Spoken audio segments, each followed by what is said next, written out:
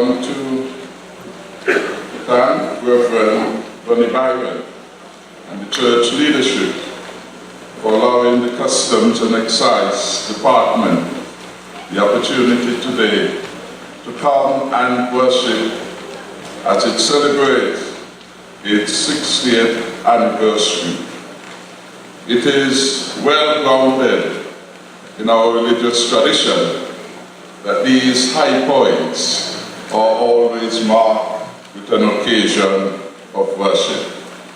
And so I feel especially glad to be here this morning to celebrate with our Customs and Excise officials, their friends and family. Let me recognize the presence of the Honorable Mayor of Nevis, Mr. Mark Brantley and Mrs. Brantley, other officials of the NIA, and also our Senator and Deputy Speaker, the Honorable Akila Byron Nisbet. I recognize too our Acting Comptroller of Customs, Mr. Kennedy De Silva, and all the other officers who are here. I want also to recognize the former Comptroller of Customs, in Mr. Cable, and he sang most lustily this morning. I would want to recommend for future services, we should have him as a soloist. So again, I commend all. Today marks the start of the 60th anniversary celebrations for the Customs and Excise Department in the Federation. And I gather the week will run up until next Sunday, 28th October. The theme for this year is 60 years of dedicated service, innovation, and advancement. This week-long celebration starts on a high note, as just last month, the Customs and Excise Department was recognized as the best unarmed body during our Federation's 35th Independence Ceremonial Parade. And that parade was described as the best parade we have had since independence 1983. I want to commend the Customs and Excise again for the wonderful achievement and display.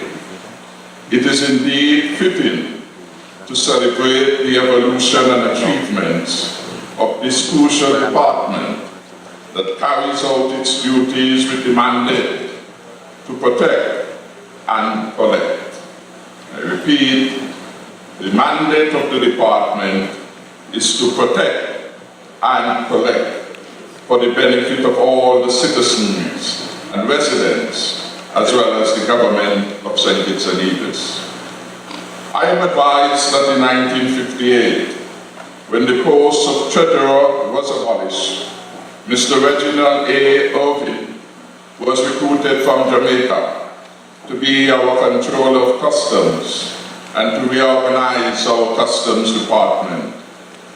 60 years later, the St. Kitts-Nevis Customs and Excise Department can boast a very skilled cadre of experienced, homegrown employees with expertise in preparing import and export documents and processing them in a timely and accurate manner that is in accordance with customs, regulations, our laws, and procedure.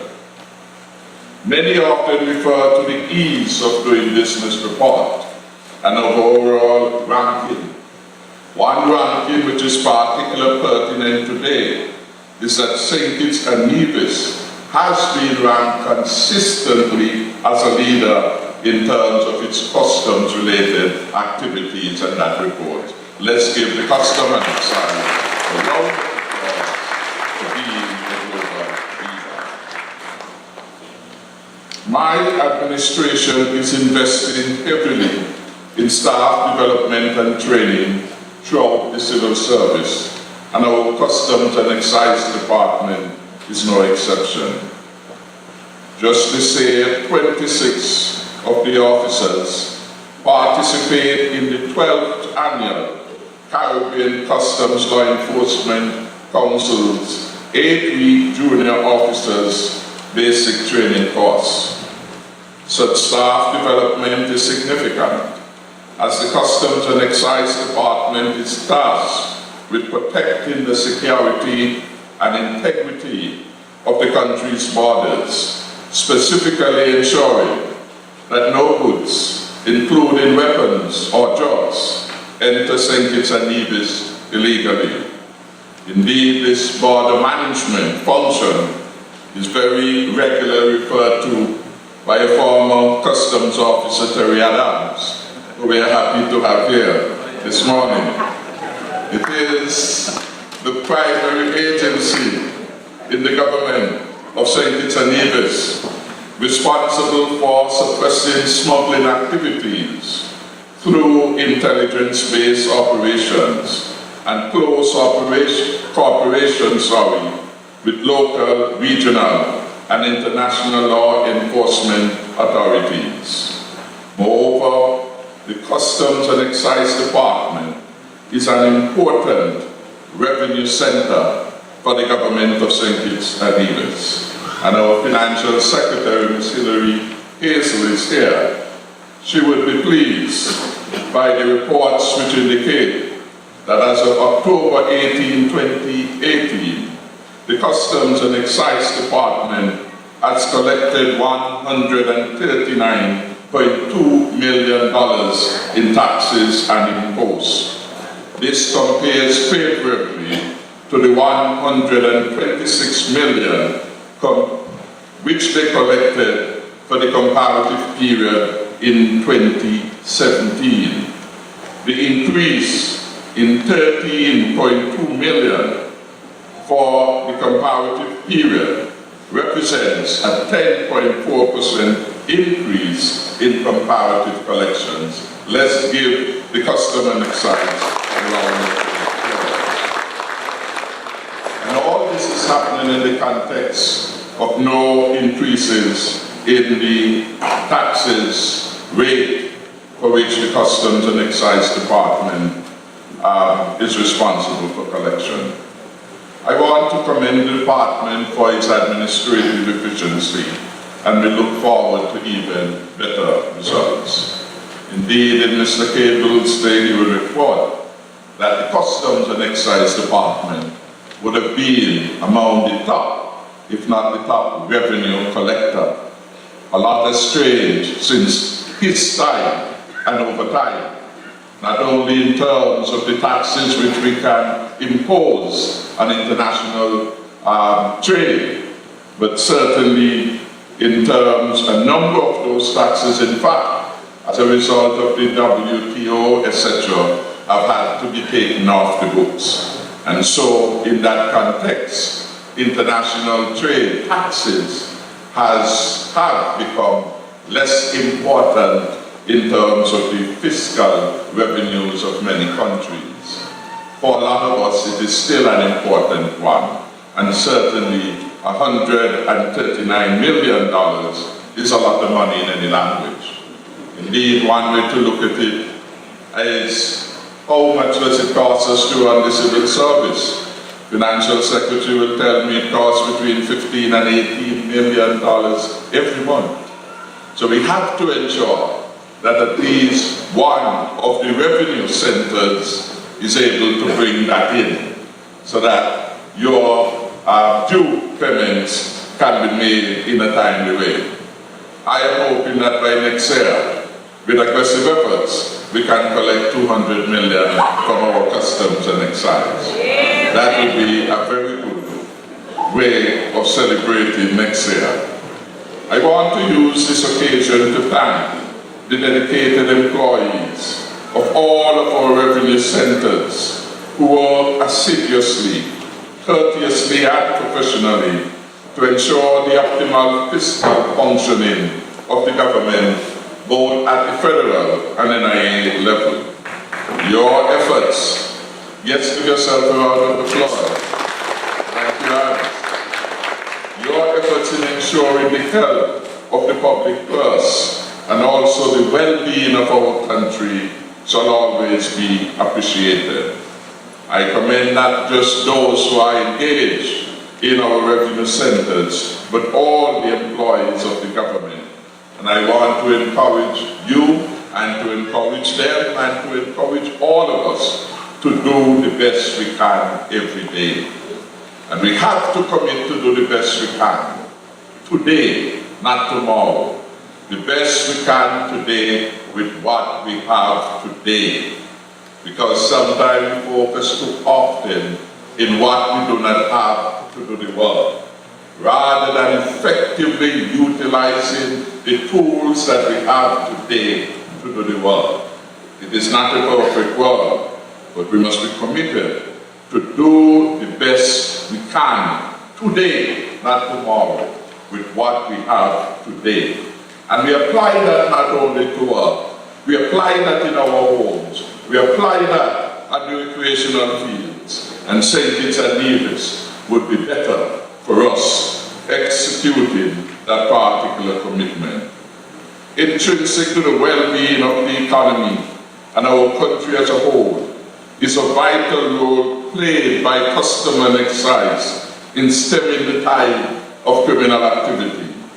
To this end, you have been increasingly focused on joint security operations and stepping up your border patrols. And I want to commend you for that work that you have been doing. Finally, in terms of technological advancement, we hail the work of customs.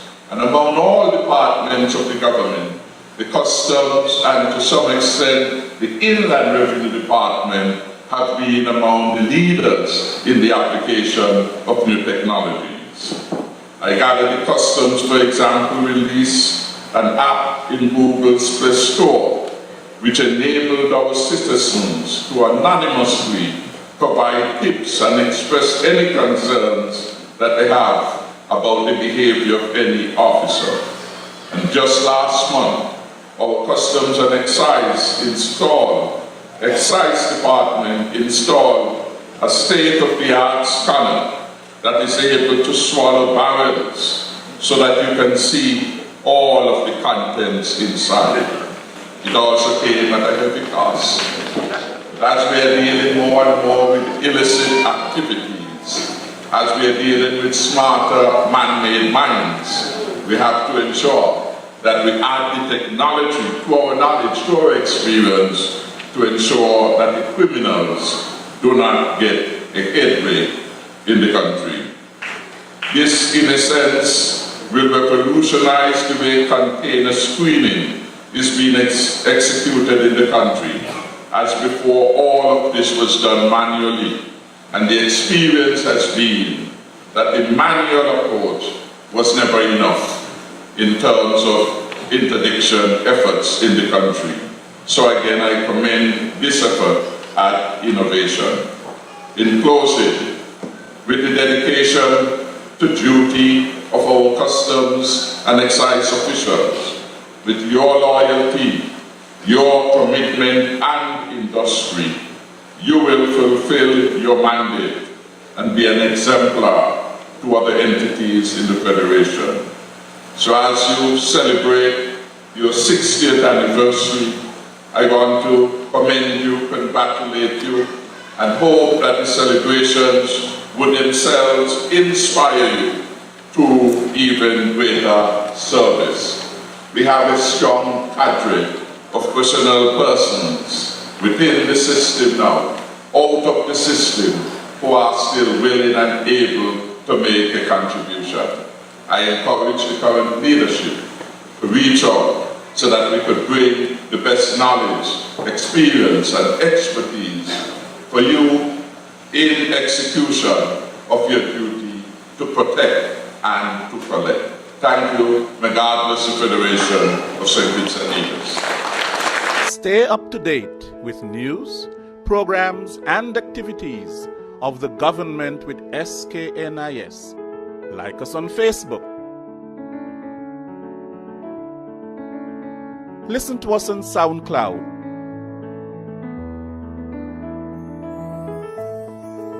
Follow us on Twitter and watch our videos on YouTube. Connect with us today. SKNIS, St. Kitts and Nevis Information Service.